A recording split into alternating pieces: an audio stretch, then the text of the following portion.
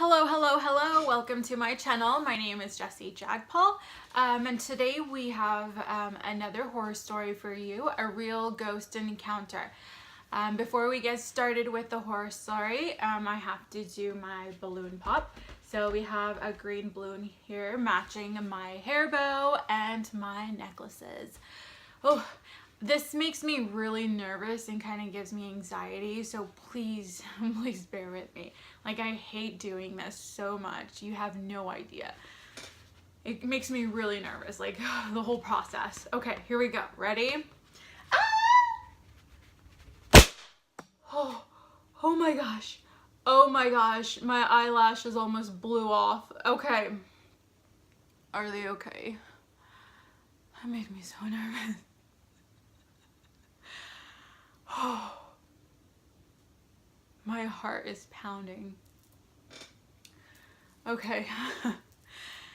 Way to create that horror scene vibe, right? I'm so like shooken right now. Okay, so I have my detox water with me. So here in my mason jar, I have hot water, 3 pieces of lemon. It's like Leo's boiling hot water, and I don't know if you're supposed to put a straw in boiling hot water. It's plastic, but who knows. It's good. So I drink this every day. Good stuff. All right, so let's get right into it. Please make sure you are you're allowed to watch this. I want to make sure I do advise you that this some of these stories are real. If horror stories or scary things like that, hauntings or whatever makes you uncomfortable or you don't like talking about it or hearing about it, please leave this channel now. Make sure you have parent permission if you feel like this is not your genre.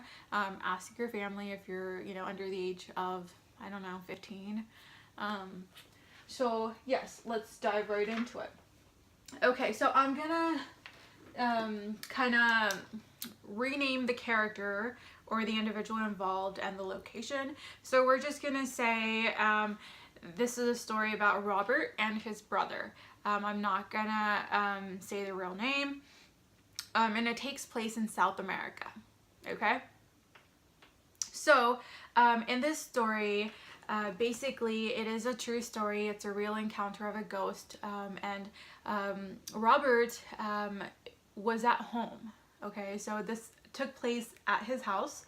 I'm assuming they had been living there for a very long time. It didn't give me a background on how long it was happening or from what point, but Robert was a kid at this time. He was maybe 7 or 8 years old. He had a younger brother, possibly 5 or 6 years old, and they lived with their mom.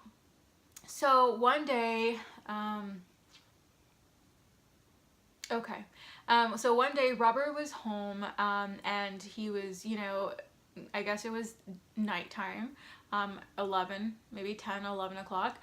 His mom had gone grocery shopping. His younger brother had gone with her, and brother was probably home with grandma. I don't know the exact details, but so mom came home after grocery shopping. She brought back some groceries. She went to go visit her aunt, spent some couple of hours there. She came home, brought the groceries. Robert was advised to take out the groceries. So like a good son, Robert helped mom with the groceries, taking out the bags and bringing them to the kitchen.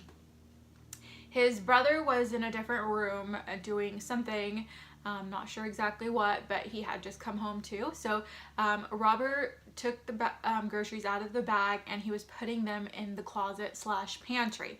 I don't know exactly how large the pantry or closet is, but it had wooden cabinets where you store the products, whether it was canned food or whatever that they had purchased. So he was putting away the groceries. His mom was in the bathroom or, going to freshen up, doing something in her bathroom. So, while Robert was putting the groceries away, he felt his brother pushing him, and he was just teasingly, he was just messing around with him. He would push him, Robert would laugh. He'd push him again, and then Robert continued to laugh. He did it maybe 4 or 5 times. Robert continued to laugh. It was this whole funny thing, brothers playing around, having a good time, no big deal. And then, shortly after, Robert's brother pushed him really hard. A couple of times. Like, the first time it was hard, where Robert almost hit his head against the wooden cabinet / whatever those are called, and then he did it again. This time Robert hit his head, and this made Robert furious, and he said, "What are you doing?" He was really mad. He turns and he runs after his younger brother, like to his parents' room. He runs and runs and runs into his mom's room. What he thought was his brother's shadow. The shadow that he was following was his brother's shadow. When you're running, it's dark, maybe the lights are on, and you see this shadow you're running after, you're like, oh, he's ahead of me, I'm just running after him.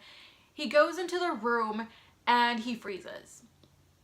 So it turns out this whole time, the person, this kind of registers into Robert's head, is that there was this shadow. Like, he enters his mom's room, there's this shadow of an adult man in the mom's room, and he's just looking at him. He turns and he just looks at Robert, and then he disappears out the window. Robert stands there frozen for 5-6 minutes. His legs are still, he cannot move. So basically what happens is that the person that was pushing Robert in the kitchen while he was putting away the groceries was not his brother. So that whole time it was some other thing or figure or parent whatever activity, person or ghost or whatever you call it, that was doing it. And I don't know the exact detail, but I'm assuming Robert didn't look back. It just didn't occur to him to turn back and look at his brother and to see who it was, or he didn't glimpse over his shoulder to see, what he was doing. And so right away his mind just kind of played tricks, and he assumed it was his brother. And when he went and chased after him, it wasn't. And then, as Robert stood still in his room,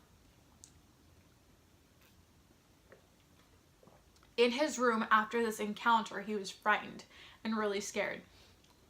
He heard his brother yelling on the other side of the house, crying, yelling, and just on the top of his lungs. His brother, Robert, and the mom ran to him, the younger brother, and said, "What happened? What's going on?" Robert's younger brother looks at Robert and says, "How did you do that? What did you do? How are you able to do that?" And Robert and the mom just kind of look at each other and like, do what?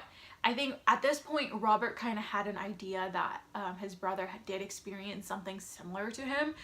He just didn't know to what extent.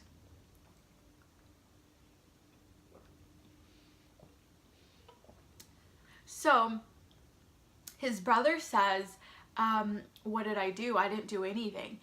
And the younger brother said, "You took off your head and you were looking at me." So he was basically holding Robert. He saw Robert's head was in his hand. He flew in through the roof and he was holding it in his hand. Almost like his head was decapitated. This poor child was so frightened, so scared.